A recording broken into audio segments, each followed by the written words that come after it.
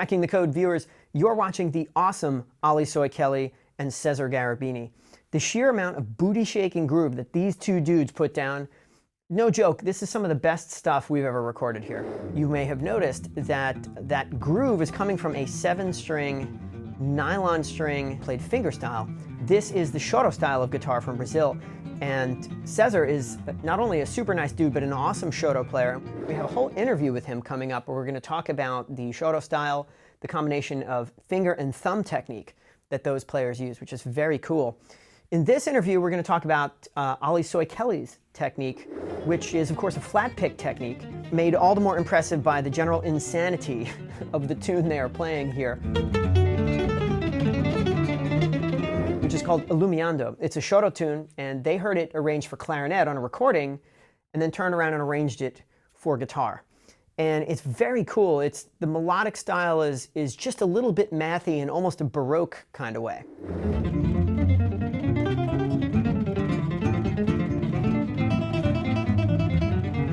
It's almost like if Bach were Brazilian, this would almost be the kind of thing he'd be writing. The complexity of this is absolutely kind of nuts. Like the rest of us are struggling to play a scale. And here's Olli saying, I'll just pick that, right? It's like 4 minutes straight of these arpeggiated twists and turns. And what is unique about Olli is that he has the picking motion to actually do this. Olli's default or primary picking motion is what we now call a double escape picking motion. And I apologize for having changed the terminology around over the years. But we know more now than we did 5 years ago, and 5 years ago we knew more than we did 10 years ago. And cracking the code is, of course, if nothing, if not the continual humbling of yourself by realizing that you didn't quite get it right previously, and hopefully we'll get it a little bit righter each time. And also a little bit simpler and easier to understand. And one of the things that we've sort of gravitated towards doing is describing picking motions by the path that the pick traces as it moves. And in the case of Olli's picking motion, it's very interesting. When he plays a downstroke, the pick actually goes up in the air. And when he plays an upstroke, the pick goes up in the air. And when you connect this sequence of upstrokes and downstrokes together, you generate this semicircular type of picking motion that we call the double escape.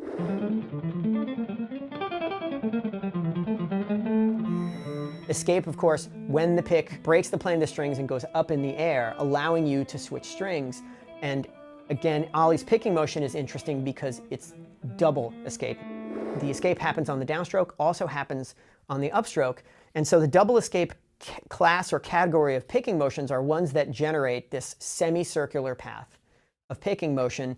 And again, one of the benefits of this, or one of the points of this, is that you can then switch strings no matter whether you play a downstroke or an upstroke. Now, the term double escape is a generic term. It doesn't tell you anything about how he's actually generating the motion. In other words, it's not specific to any particular kind of joint motion. And it also doesn't tell you whether the motion you're making is actually any good. There's a very common form of double escape motion that we talk about in Cracking the Code all the time, and it's this kind of thing, string hopping. This bouncy motion of the wrist, very commonly done with a flexion extension type of wrist motion. And the reason that's a negative is because this type of motion can't be done fast. It's a thing that builds up a lot of arm tension, and people that do this often complain of having a very low speed limit. They say, I can't play fast.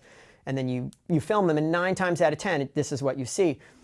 Now, the interesting point about this is that there's nothing wrong with flexion extension wrist motion. Olli himself actually uses it.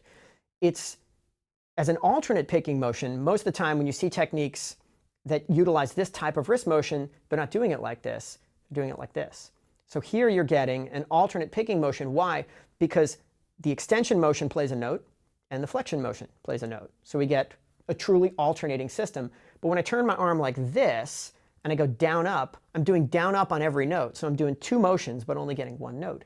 That is the reason why string hopping is inefficient. So it's like this double ratio. It's like 50% efficiency compared to normal alternate picking, or if alternate picking is perfectly efficient, then this is exactly half as efficient. In actual practice, it's worse than that, though, because you can alternate pick all day long, but you can only string hop for a few seconds before you start to feel the burn. And clearly, Olli's double escape technique is not string hopping, if only because we already watched him do this for 4 or 5 minutes straight. He can do this all day long. It's very easy for him.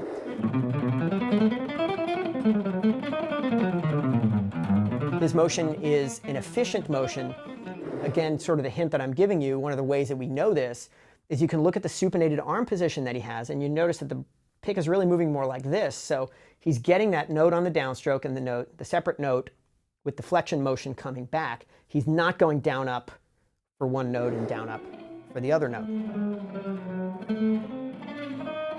The joint motions that Olli's actually using here, remember the double escape as a category is just sort of a way of classifying motions that all have the semicircle or that make the semicircular escape pattern.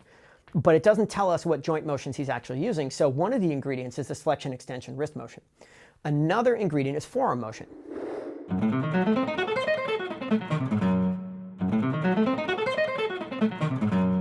Specifically, if we think about the upstroke beginning when the pick hits the string and then moving sort of vertically up, that portion of the motion is when you see the forearm engage. You see this very small amount of twisting in the arm here. Pick comes back down, hits the string, and then we get the downstroke portion of it, which would be all the motion below the string, and that's when you see wrist motion. That's when you see that flex extend thing happening. In reality, there's probably a bit of a feather as the one motion translates or transitions into the other. But in the very general sense, this particular formula, where you have forearm motion performing the upper half of the pick stroke and the lower half physically of the pick stroke is some type of wrist motion, is super, super common in guitar picking. And it's a thing that you will often see interspersed with other kinds of very common picking motions. Even players that use what looks like wrist motion going, let's say, side to side, very often you see an inside picking a little bit of this happening, and very often that specific combination is another one of these forearm wrist blends, where the upper half is the forearm and the lower half is the wrist flexion extension. Very interesting here that Olli has basically taken this blended or hybrid or coupled motion and made this his core picking technique, and it allows him to get this semicircular and very efficient, fast, but semicircular double escape motion and play these crazy arpeggiated leaps of wonder for multiple minutes at a time without even really thinking about it. And it's very natural for him, obviously, to make this motion. In fact, when it comes to the Alumiando piece, he specifically says he thinks the left hand is even harder. Are there parts of that that feel stickier for your right hand than other parts? Or is it more or less all at the similar level of challenge? Well, actually, right now it's like this part. It's actually like trickier for the left hand, but it's definitely it's like if you want to get it perfect.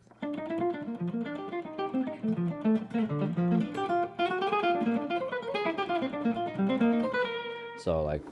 And I believe him, because if you think about what it takes to like play a scale, right? That was the hard thing in the 80s. Shred, it's like scales, that's hard, right? Well, but how many fingering shapes are really necessary to do this? You got half step, half step, and then 2 whole steps. And that right there is like 95% of your diatonic scale playing, or probably 98% of your diatonic scale playing.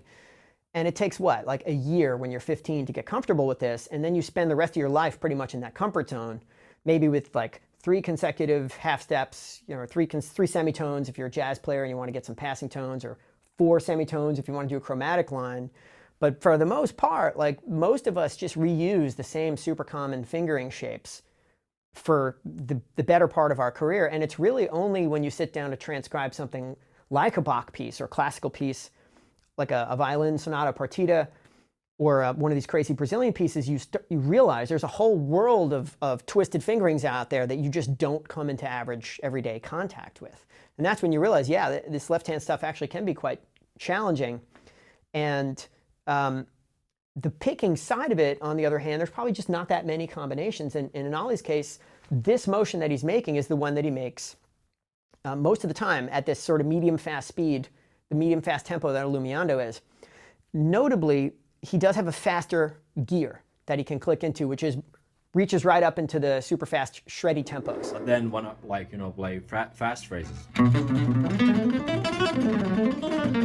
hands all alternate. So It kind of looks to me like when he gets into the faster speeds, the forearm component disappears, and it's just wrist motion at that point. And the transition is not abrupt. It's a smooth thing. The faster he goes, the less forearm there is and the more wrist there is. Of course, whenever he needs to do the upstroke escape, what happens? The forearm comes back. So you can see in these old-timey swing type lines that he likes to play, the notes on the string are the wrist motion, and when he needs the upstroke escape, he engages that forearm again. So even Olli's shred level speed here is still related in some way to the motion that he makes at the slightly slower speeds. This is a thing that he arrived at sort of by feel and not really by a process of sort of planning out on graph paper what your picking technique is going to look like. And that gives us kind of a hint, if you will, about how we should sort of learn these things. Or it gives us, actually, I'd say a couple of hints. Number one, try not to value judge the picking motions. There is this tendency, you look at the semicircular motions, the double escape ones, and we've noted over the years, a lot of players look at that and they're using their graph paper brain, and they're like, well, that's the better motion because it can do all the string changes, so that's the one I want, right? Don't think that way. It's not the better motion. It's the motion that's suitable for certain things.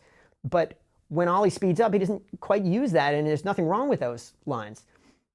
You use the motion that's right for the phrase you want to play, and very often you'll be doing this at a level beneath the level of consciousness. You may not be aware of this mixing and matching in the same way that probably Olli is not 100% aware of feeling his way to these slightly different variations.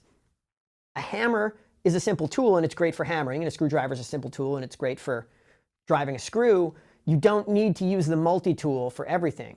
You'd probably be best off using the tool that is simplest or that fits, or the one that you know now versus the one you don't know. So rule or hint number one is when you're learning to do these complicated things, picking technique is a very complicated discipline, take all the tools at face value, use them all, think of them all as great.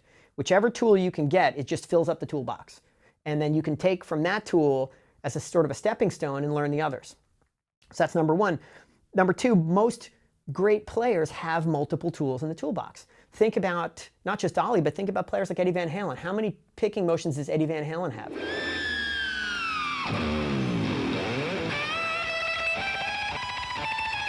You've seen the forearm ones, very obvious forearm turning one he uses for tremolo, but I've seen him do elbow tremolo. There's a moment in Hot for Teacher where he does that. And then his fast lead playing motion is wrist motion, but even there's variation there. You can see there are times when he's clearly making an upstroke escape wrist motion, but there are also times, all the live footage on YouTube now, there are times when he does a double escape wrist motion similar to what Olli does.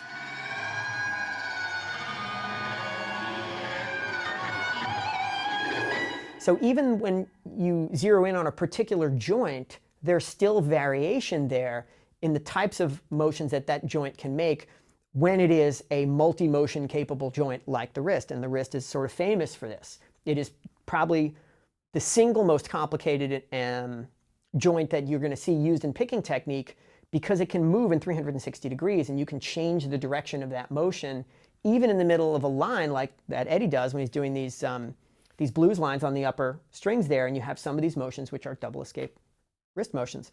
So great players mix and match motions all the time. It is the natural thing to do. When you think about the motions you make on an everyday, you very rarely are using one joint and one axis of motion. Most of these motions are coupled motions where you have this seamless or cooperation of different joints, and you can't really necessarily plan that out consciously. It's just a thing that, thankfully, your motor system is capable of doing.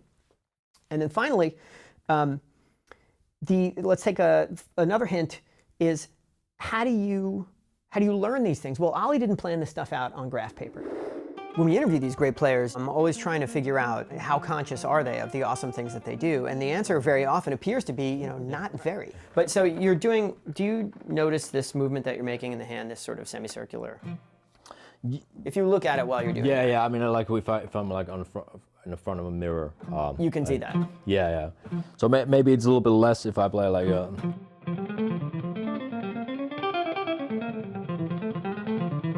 No.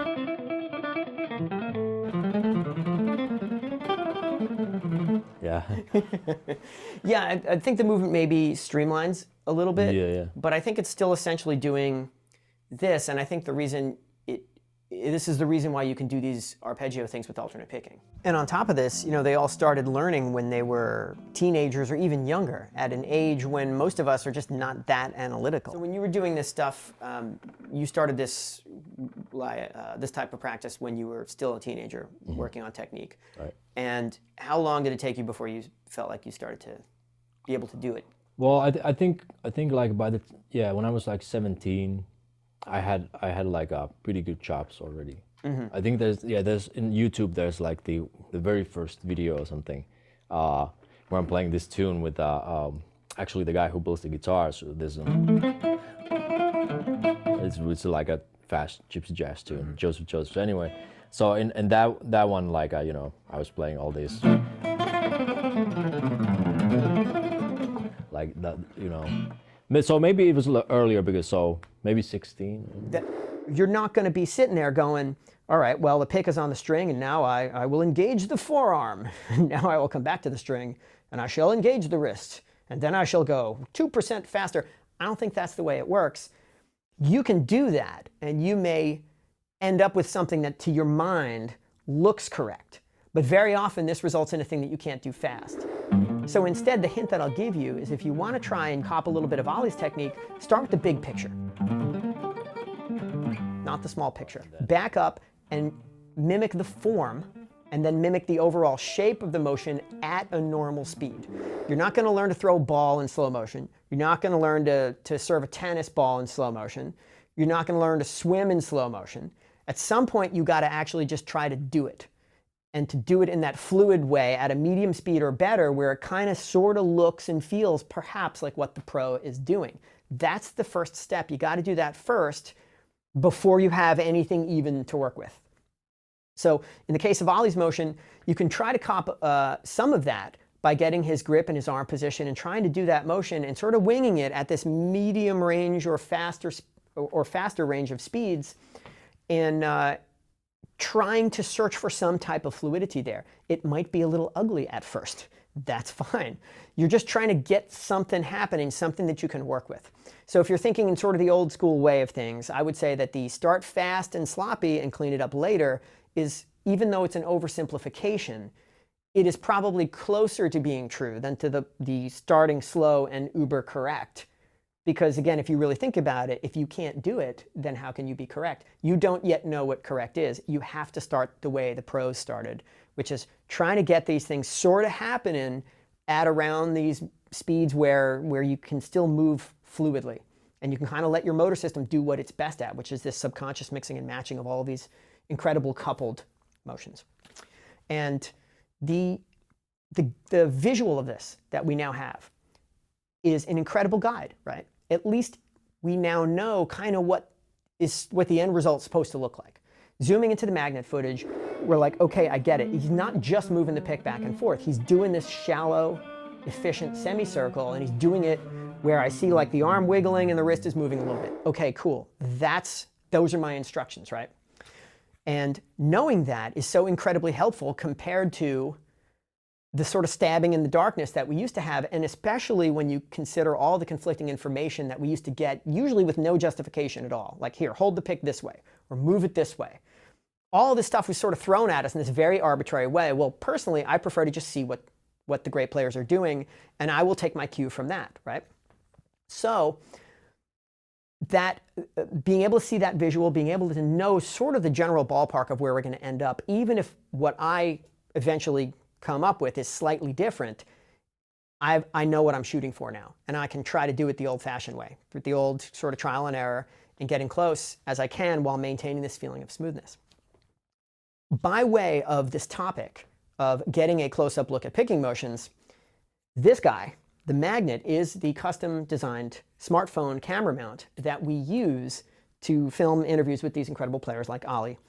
If you want one of these things, I will tell you that the magnet is now currently on Kickstarter, and, drum roll please, is 150% funded as of this filming. So the magnet is happening, and I would like to thank everybody that backed the magnet so far. If you're interested, you only have maybe 2 or 3 more days to get in on this first batch of magnets. Because once the Kickstarter closes, we're going to have to place an order with the factory. And that's going to take months of basically tooling to get this, the fabrication, the tolerance is exactly right.